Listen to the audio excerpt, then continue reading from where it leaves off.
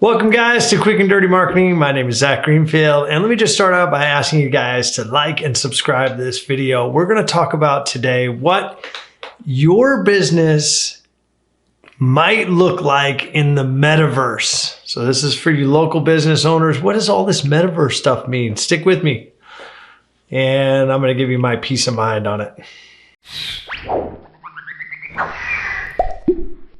All right, welcome back guys. So the first thing to think about when you think about the metaverse, and this is like, I really liked what Mark Zuckerberg, and whatever your feelings are about him and Facebook and all that, just set that aside for 1 second, please. And let's just try to dive into the relevancy for all of us regular folks.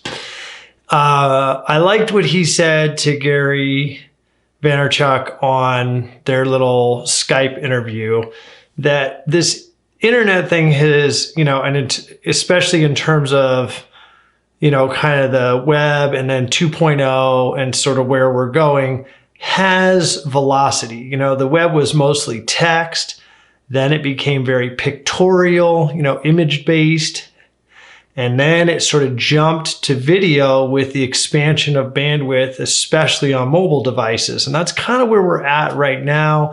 And we certainly stress a ton of video with our clients, and keep adding those to web pages and keep trying to virtualize that one-to-one interaction as much as possible, whether that be customer service, onboarding, sales and landing pages, all the things that we've talked about on this channel, and things that as small business owners and medium-sized business owners, and especially local businesses, we oftentimes are still struggling. We feel like we're playing catch up, and now they're dropping this bomb on us that there's this whole other thing coming, which is the sort of 3.0, right? So it's going to be Web 3.0, and it's called the Metaverse for whatever reason. I guess that's where we're at. It's been branded. So what does it mean for us, right? Well, right now, it doesn't mean anything except for to start contemplating kind of where you're at. And I came up with sort of 3 categories that I think are relevant to think about. And it sort of starts to draw some lines about what you actually provide, right? So if you provide services that are sort of virtualizable, is that a word? If you provide services that you can do virtually, like great examples of that are, coaching and even telemedicine, something we focus on here a lot with our medical clients. And, what does your business fit into that? Could you actually do some of your services? And this pandemic, this chapter we've all been in together, is definitely tested a lot of us for that, and how much of that can we virtualize through video conference calls and SMS platforms and messaging and, direct messenger and all these other choices and platforms and tools that we do have. So you kind of have you might be in that category, and then you might have a little bit of an easier move into this metaverse environment with just adding more tools to that, like VR and augmented reality and other, sort of more what I would call immersive interaction tools. Then there's this kind of hybrided thing, which is how much of your business, if you don't provide a virtual service or a virtual experience, can you virtualize? And I think a good example of this is just to talk about restaurants for a second, right? Nobody can taste the food through an app or through the metaverse or through a pair of goggles or whatever, right? I mean, at some point you got to get there and you got to eat, or you need to have it delivered or whatever. However, there's a lot of that restaurant experience that can be previewed, or what I call like a metaverse taste tester, right? You could provide a pretty good virtual taste test. And I don't mean that in terms of the food.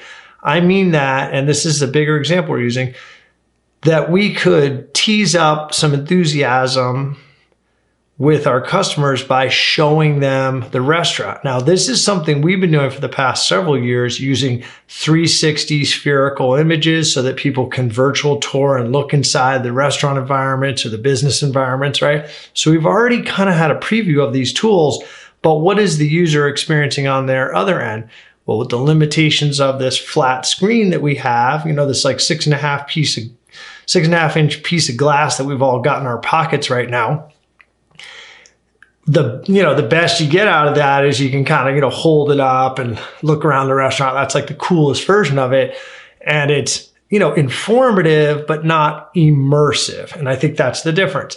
Now, if you put on a set of VR goggles and you started looking at places to eat, could you virtually visit these restaurants and kind of get an idea of what the atmosphere was like, and even, and dare I say, take a walk through the kitchen, right? So this is where things get kind of interesting. How much can you preview of your business? How much can you draw that customer in using what are these, new tools that we're going to have, a lot of which are going to become about marketing and sales. There's just no question about it, right? To enhance your business's ability to communicate and engage the audience that you want to come down there, and in this example, eat, right? But there's a drop-off point there.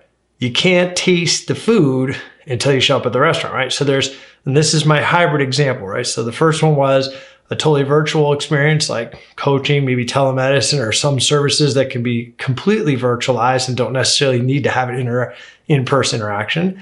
And then you got this restaurant example I just gave you that kind of could probably be both, okay? And then you've got like a pure analog business. Like let's just use a wild example here. And by the way, I just make these up on the fly. No script.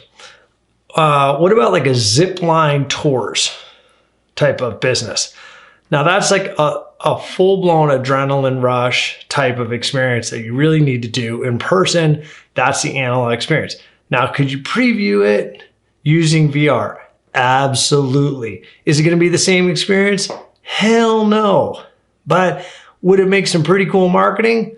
Oh yeah, it sure would, because you could film that with your 360 cam, virtualize that, and let somebody that visits your, whatever it's going to be, your little corner of the metaverse, right? Your meta address, I guess, because it's probably not a website.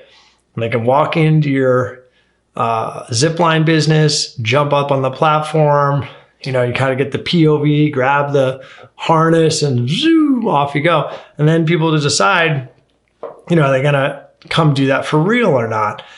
And the real question, I think, for all of us is like, well, if you give them that virtual experience, are they then going to show up and pay for the real damn thing? Or do we charge for the virtual experience as some sort of like preview, like a buck a ride VR? And then do we charge the normal rate for somebody that shows up in person, where we have insurance and all the other costs that go against it and everything? So, there's definitely businesses that I think cannot and will never really be able to be fully experienced unless the person is actually there, engaged in, the service or product that's being offered.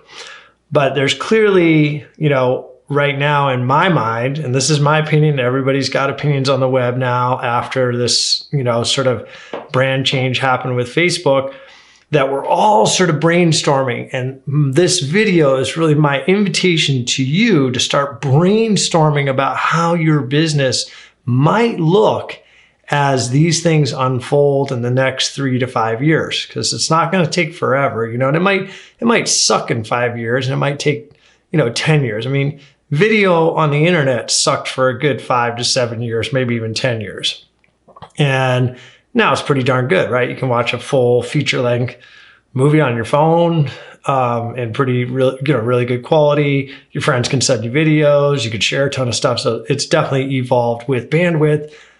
So Meta and the idea of a virtualized web communication, product, services, and human being, interaction platform definitely holds a lot of room for us to imagine and a lot of room to improve from where we are today. So go ahead and start dreaming up what your business might look like.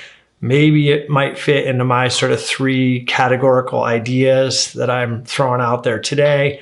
and count on me to continue to touch back into this topic as the marketing opportunities evolve and we all start learning about how to fit our businesses in and take advantage of the new opportunities that certainly will unfold as this thing reels forward. This was fun to watch in any way. Go ahead and like the button here on YouTube and subscribe to the channel, and go ahead and share this around, and we'll see you on the next one on Quick and Dirty Marketing.